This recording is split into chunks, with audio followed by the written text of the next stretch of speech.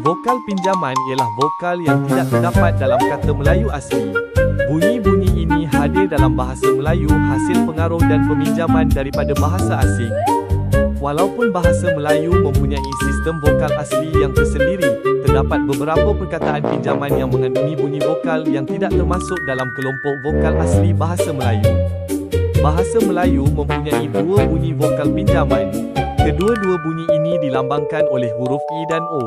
Sila rujuk gambar rajah di atas untuk melihat bentuk fon bagi kedua-duanya. Bunyi-bunyi tersebut biasanya terdapat dalam perkataan yang dipinjam daripada bahasa asing dan kemudiannya diserap ke dalam bahasa Melayu. Vokal pinjaman yang pertama yang dilambangkan oleh huruf I terdapat pada perkataan teksi. Dalam bentuk fonetik, perkataan teksi mempunyai cara sebutan tersendiri yang ditulis dalam bentuk transkripsi fonetik seperti pada rajah di atas.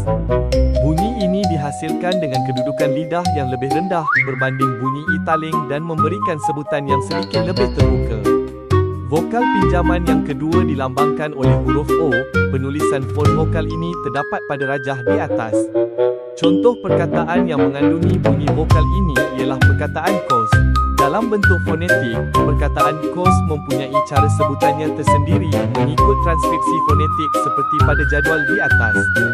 Bunyi vokal ini dihasilkan dengan pembundaran bibir dan mempunyai sebutan yang lebih terbuka berbanding bunyi O dalam vokal asli bahasa Melayu.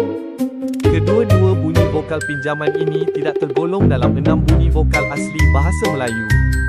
Bunyi-bunyi tersebut dikategorikan sebagai vokal pinjaman kerana digunakan dalam perkataan yang berasal daripada bahasa asing. Kehadiran vokal pinjaman menunjukkan bahawa bahasa Melayu sentiasa berkembang dan mampu menerima pengaruh daripada bahasa lain tanpa menjejaskan identitinya sebagai bahasa kebangsaan.